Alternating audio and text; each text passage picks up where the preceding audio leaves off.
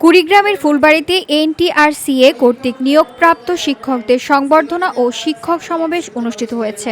শনিবার দুপুরে ফুলবাড়ী ডিগ্রি কলেজের হলরুমে আদর্শ শিক্ষক ফেডারেশন ফুলবাড়ী উপজেলার শাখার আয়োজনে এই অনুষ্ঠান হয়।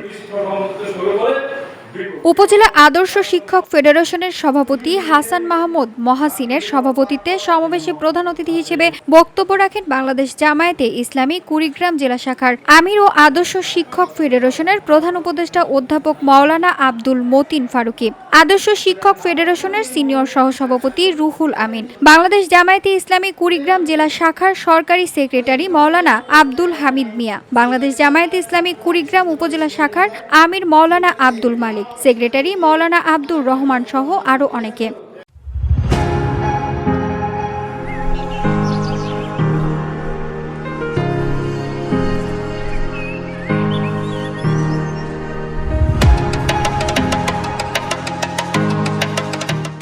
সমাবেশ শেষে এনটিআরসিএ কর্তৃক নিয়োগকৃত শিক্ষকদের সংবর্ধনা প্রদান করা হয়। এ সময় বক্তারা শিক্ষকদের সততা, আদর্শ, নিষ্ঠা ও ধর্মীয় মূল্যবোধের জায়গা থেকে শিক্ষকতা করার আহ্বান জানান।